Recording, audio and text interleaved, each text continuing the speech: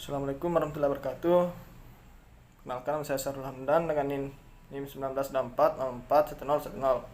Pada kesempatan kali ini saya akan mempresentasikan UTSA yaitu PowerPoint dengan materi Limiting Factor for Extra High and Ultra High Voltage Transmission. Untuk pembahasannya ada 7 materi. Yang pertama pertimbangan stabilitas dan daya dukung, yang kedua efek peranti dan beban impedansi surge, yang ketiga getaran dan osilasi mekanik, keempat aspek lingkungan dan biologis, kelima suara terdengar dan izin rute, yang keenam bahan konduktor dan koordinasi isolasi, ketujuh kompensasi seri dan shunt. Untuk materi pertama yaitu pertimbangan stabilitas dan daya dukung. Pertimbangan stabilitas yaitu daya yang ditransfer dinyatakan sebagai berikut. Pertama, jika hambatan dan kebocoran shunt dari saluran transmisi diabaikan untuk tegangan terminal yang sama, yaitu PS sama dengan PR sama dengan P.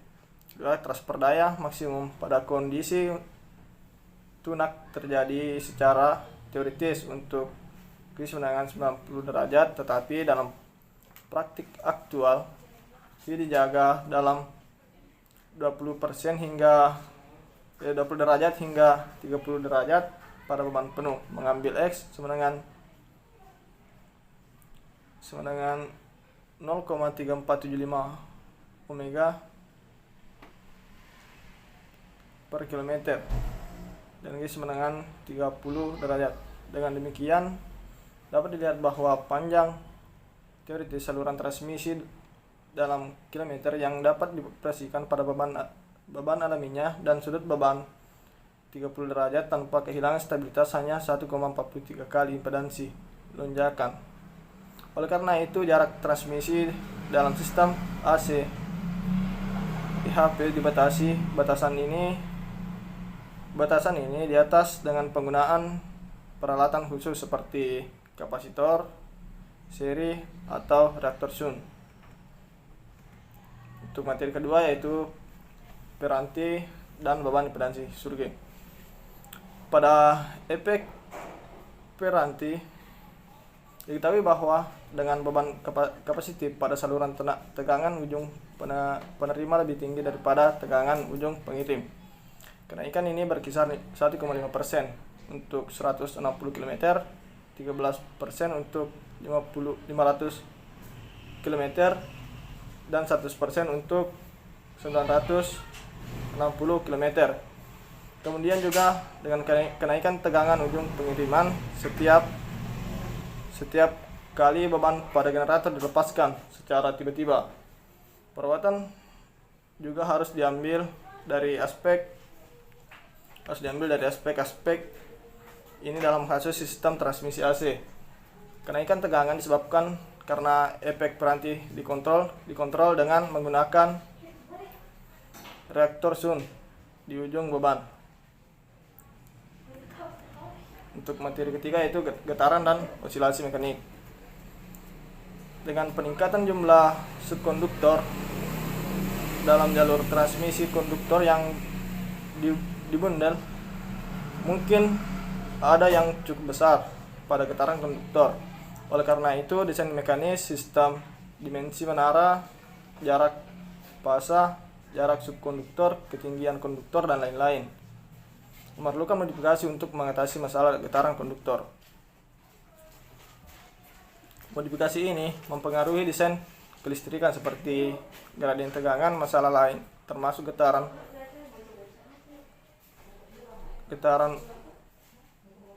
idling dan derap lari.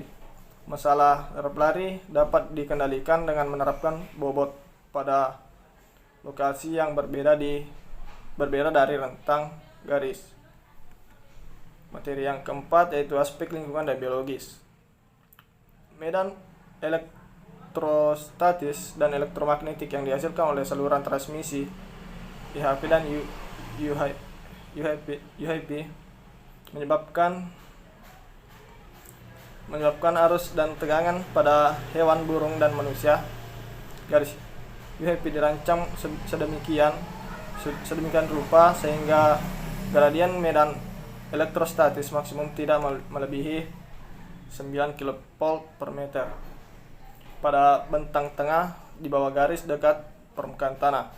Telah ditemukan bahwa medan magnet frekuensi sangat rendah, bahkan dengan intensitas yang lemah, dapat mempengaruhi proses seluler tertentu. Densitas arus induksi di bawah 10 mA per meter kuadrat tidak memiliki efek biologis yang signifikan. Arus 10-100 mA per meter kubik menyebabkan efek biologis kecil. Kedapatan arus melebihi 100 mA per meter kuadrat menyebabkan bahaya kesehatan. Jarak aman jalur ke tanah 20 meter pada bentang tengah direkomendasikan untuk jalur 400 kV dan 24 meter untuk jalur 1100 kV. Ini memungkinkan pergerakan kendaraan dengan aman. Materi keenam yaitu suara terdengar dengan izin rute. Saluran gardu transmisi UHP juga menghasilkan suara bising. Sumber pembangkitan kebisingan adalah corona dengan dengung transformator, sistem pendingin, dan alat bantu mekanis dan listrik. Suara bising yang dihasilkan oleh saluran transmisi adalah fungsi dari berikut. Yang pertama yaitu gradien tegangan pada permukaan konduktor. Kedua, jumlah subkonduktor dalam satu bundel.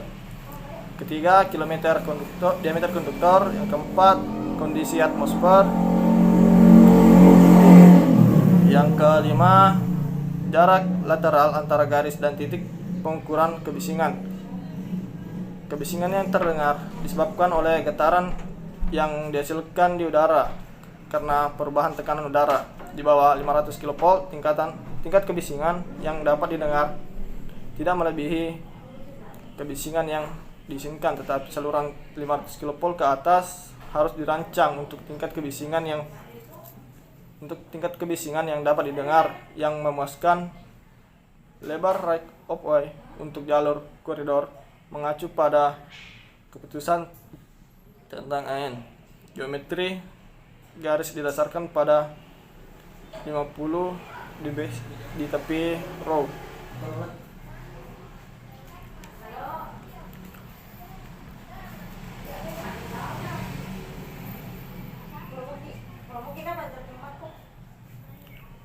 Materi yang keenam yaitu bahan konduktor dan koordinasi isolasi. Adapun bahan konduktor yang digunakan pada transmisi UHP dan UHP yaitu konduktor ACSR secara universal dan saluran transmisi overhead. Data yang diperlukan tentang konduktor bundal ACSR yang digunakan untuk saluran transmisi AC sangat penting.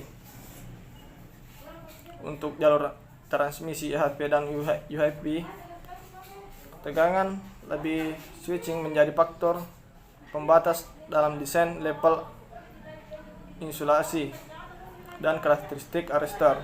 Setelah saluran dirancang secara memadai untuk melawan tegangan lebih, ia mampu menghadapi tegangan lebih. Sementara juga ditemukan bahwa tegangan lebih akibat petir tidak terlalu penting dan jalur transmisi penting untuk jalur transmisi UHP dan UHP. Telah ditemukan keinginan dan kemungkinan untuk mengurangi lonjakan switching untuk sistem UHP menjadi sekitar 2,5 PU dan isolasi sistem UHP biasanya dirancang untuk kekuatan ini. Tegangan ini lebih sementara dapat dibatasi hingga 1,5 PU jika reaktor Sun digunakan. Materi yang ketujuh itu kompensasi seri dan Sun. Dalam saluran transmisi, panjang Kedua, kapasitor dari reaktor Sun disediakan. Tujuan dari menyediakan kapasitor seri adalah untuk mengurangi reaktansi dari saluran secara artifisial sehingga dapat meningkatkan stabilitas dan efisiensi transmisi. Reaktor Sun disediakan untuk mengurangi suspektansi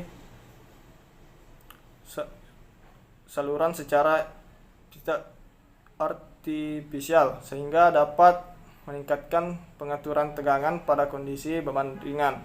Alasan praktis dan ekonomis menyebabkan konsentrasi elemen kompensasi di beberapa titik diperpanjang garis. Baiklah, itulah presentasi UTS dari saya, kurang lebihnya mohon dimaafkan. Wabillahi taufiq wal hidayah. Assalamualaikum warahmatullahi wabarakatuh.